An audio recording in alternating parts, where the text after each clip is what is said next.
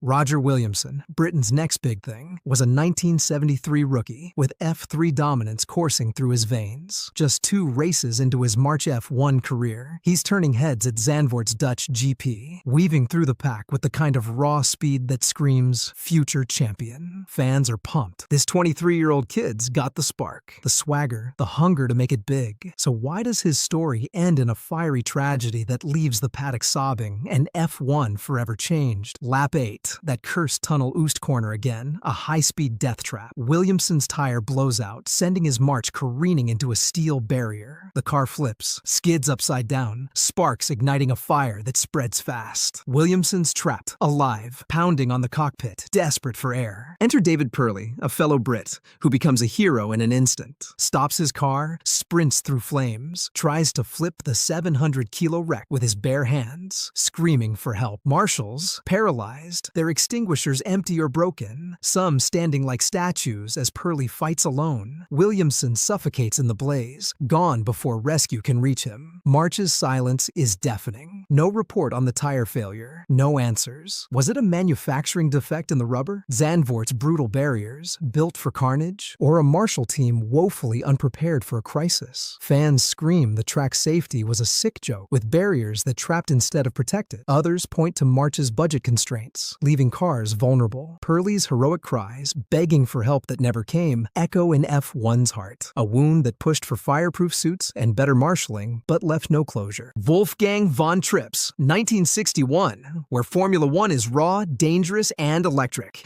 And Wolfgang von Trips, the German count turned Ferrari star, is on the verge of etching his name in history. This guy's no ordinary driver, a nobleman with ice-cold focus. 2 wins, 6 podiums in 29 races, and leading the championship as he rolls into Monza, Italy's hallowed temple of speed. The Tifosi are in a frenzy, scarlet Ferrari flags painting the grandstands, chanting for von Trips to become Germany's first F1 champion. His Ferrari 156 Sharknose, with its sleek lines and howling V6, is a masterpiece. And he's got Phil Hill, his teammate, in his sights. The paddock's alive with whispers. Von Trips is the man to beat. So how does this championship dream explode into a fiery catastrophe that scars the sport forever? It's lap 2, Monza's Parabolica, a sweeping beast of a corner where speeds hit 200 kilometers per hour. Von Trips is duking it out with Jim Clark, the young Scottish ace in a Lotus, both fighting for track position in a high-stakes ballet. The crowd holds its breath, engines screaming. Then, disaster strikes. Their cars graze, a fleeting touch of wheels. Von Trips' Ferrari launches like a rocket, cartwheeling through the air, slamming into the spectator fence with a sickening crunch. The car erupts in flames, a blazing inferno swallowing the wreckage. Von Trips is killed instantly from the brutal impact.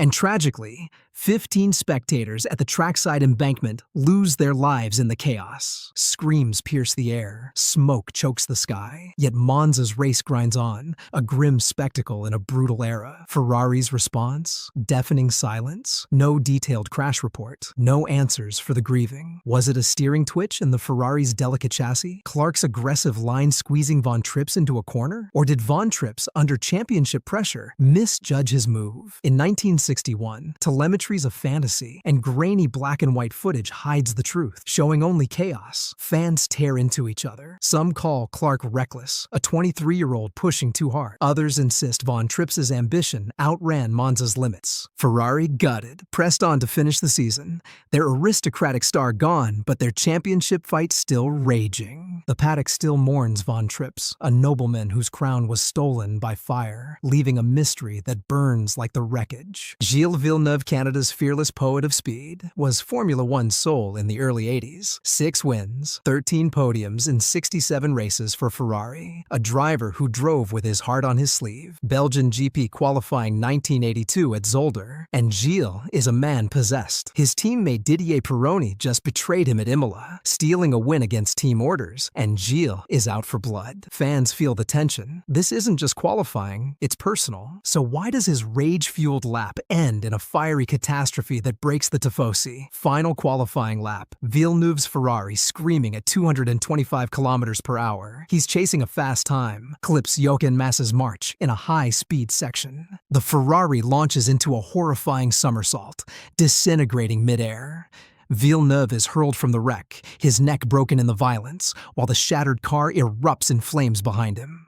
Ferrari's report is thin as paper. No clear cause, no answers. Was it a tire failure under the Ferrari's brutal downforce? Gilles' anger clouding his pinpoint precision, pushing him to take risks. Or Zolder's bumpy, narrow layout, a relic of a dangerous era. No data leaks, footage too chaotic to pin blame. Fans scream Pironi's betrayal, send Gilles into a reckless fury, chasing a lap time to prove a point. Others blame Massa's line or the track's lack of runoff. Villeneuve's loss left Ferrari in tears, a mystery that burns as fiercely as his passion, forever unanswered. Ronnie Peterson, Sweden's Super Swede, was Formula One's magician. 10 wins, 14 poles, 26 podiums in 123 races. A driver who could make a car sing. Italian Grand Prix 1978 at Monza. He's a title contender for Lotus, racing alongside Mario Andretti in a season of high drama. The Tifosi are roaring, expecting a masterclass from the blonde speed demon whose silky style outran legends. So why does a chaotic start line crash turn into a fiery end for one of F1's brightest stars? Lights out, and Monza erupts into mayhem.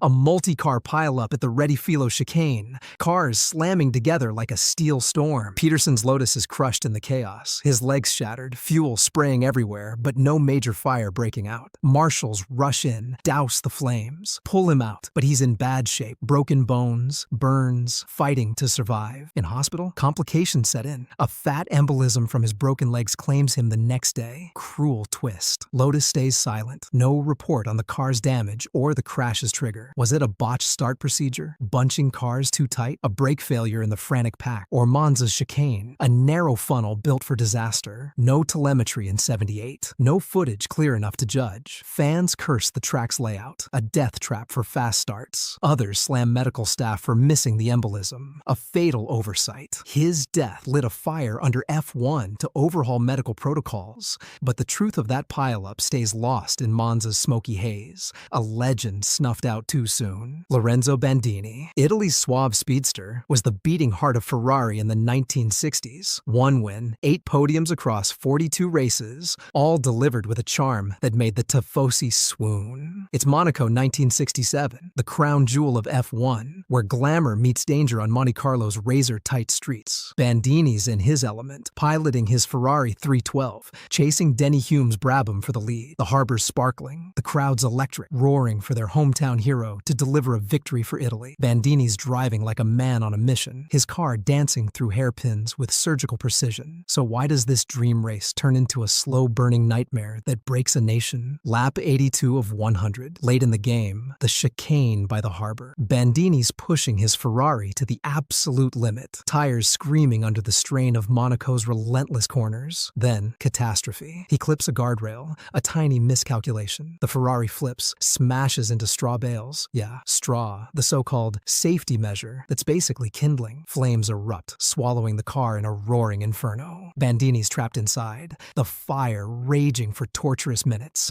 as marshals scramble with outdated extinguishers, their efforts pitiful against the blaze. Spectators watch in horror, some in tears, as rescue crews finally pull him out. But the burns are horrific. Bandini fights for 3 days in a Monaco hospital before succumbing. Ferrari's post-crash report, barely a whisper, no hard answers. Was Bandini drained after 82 grueling laps? His focus slipping? Did those straw bales, standard at the time, turn a survivable crash into a death trap? Or was there a hidden flaw in the Ferrari's fuel system, sparking the blaze? No telemetry in 67, no clear footage to unpack the flip's cause. In his 42 races, Bandini was Ferrari's passionate soul, averaging a podium every 5th start, a Tifosi idol. But this inferno? A gut-wrenching mystery. Why'd those flames burn so long? Monaco's glitz hides a scar that still weeps, a tragedy that spurred fireproofing reforms, but left no closure. Jules Bianchi, France's radiant talent, was Marussia's miracle worker, pulling 2 points in 34 races. A Herculean feat for a back trackmarker teams scraping by on fumes. Japanese GP 2014. Suzuka's pounded by a typhoon, rain turning the track into a treacherous swamp. Visibility near zero. Fans are on edge, muttering about danger. But Bianchi's out there, fighting for every position with his trademark grit. Ferrari's eyeing him for a future seat. So why does a recovery vehicle crash end this prodigy's shining dream in a tragic storm? Lap 41, Dunlop curve under yellow flags. Adrian Sutil spins off. A recovery tractor moves in to lift his wrecked Sauber. No safety car, just warnings. Bianchi, battling the monsoon, loses grip, slides off, and slams into the tractor at 126 kilometers per hour. No flames, but the head trauma's catastrophic. His helmet takes the full force, leaving him in a coma. He lingers in a coma for 9 long months before passing in July 2015. The paddock shattered. The FIA's report blames Bianchi's speed, saying he didn't slow enough under yellows. Fans aren't buying it. Why no safety car in a typhoon's wrath? Was race control asleep, ignoring the storm's danger? Marusha's budget car lacking wet weather grip. No telemetry leaks. No full clarity on Bianchi's inputs. Fans scream organizers botched it, risking lives in apocalyptic rain. Others say Bianchi misread the conditions. A rare error. Bianchi's infectious smile, his quiet fire, still lights up F1's heart. A mystery that screams for answers, but gets only silence. A wound that pushed for virtual safety cars, but left the paddock grieving. Riccardo Paletti, Italy's wide-eyed rookie, was Osella's spark in 1982,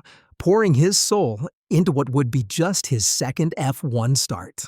Canadian GP in Montreal, he's charging from the back, a 22-year-old with dreams bigger than his underfunded car. Fans see a kid with fire, ready to make his mark on a grid of giants. So why does a chaotic start turn into a fiery explosion that snuffs out his future, lights out, and disaster hits fast? Didier Pironi's Ferrari stalls on pole, a sitting duck in the middle of the grid. Paletti, storming up from the back at 180 kilometers per hour, has no time to react. Slams into Pironi's rear, his Osella erupting into a fireball on impact. The crash crushes his chest, critically injured from the impact. And when flames erupt, the delay in rescue seals his fate. Osella's response: dead silence. No word on brakes or car safety. Was it a grid procedure flaw, leaving stalled cars exposed? Osella's budget build lacking fireproofing? Or just chaos in the heat of the start? Fans blast the FIA's start protocols, saying stalled cars were a disaster waiting to happen. Others slam Osella's cut-rate engineering, leaving Paletti vulnerable. Paletti's dream died in a flash, leaving Montreal's grid soaked in grief. A tragedy that pushed for better start safety, but left no answers. Elio de Angelis, Italy's gentleman racer, was Formula One's class act. 2 wins, 9 podiums in 108 races for Lotus, a driver whose smooth style and charm lit up the paddock. In 1986, testing at Paul Ricard, he's dialing in the radical new Brabham BT55, chasing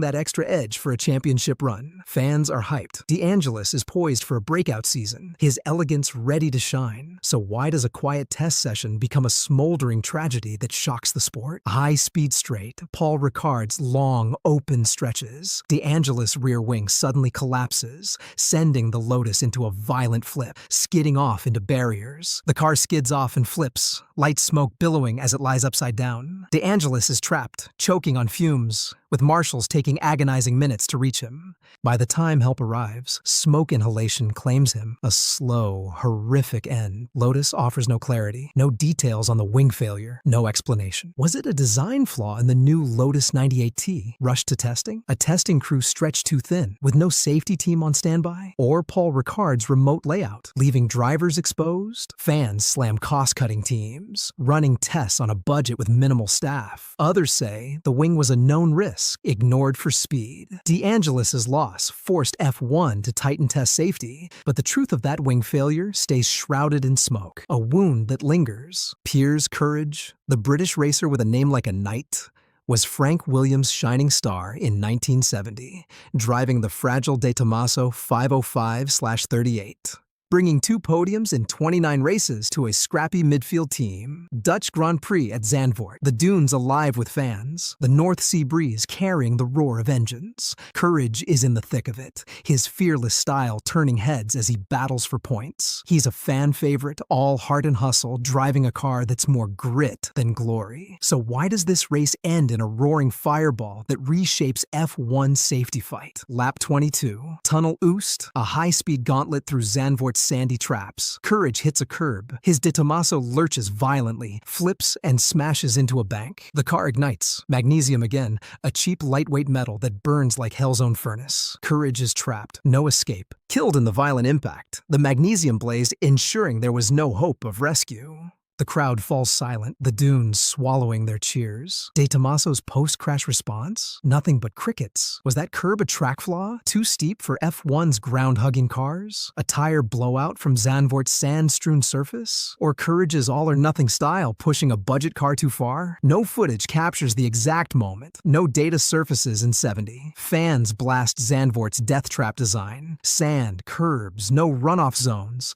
A recipe for disaster. Others point to De Tomaso's shoestring operation, skimping on fire-resistant tech. Courage's loss lit a fire under F1 to rethink track safety, but the truth of that fireball stays buried in Zandvoort's dunes, a scar that won't heal. Joe Schlesser, the battle-scarred Frenchman, was a veteran with fire in his gut when he stepped into F1 with Honda in 1968. No rookie, he'd spent years honing his craft as Honda's test driver, earning a shot at the French GP at Rouen. Fans are buzzing. Honda's rolling out the RA302, a futuristic magnesium chassis beast built for blistering speed. Schlesser, with his weathered confidence, is ready to make a mark in what would be his first and only F1 start.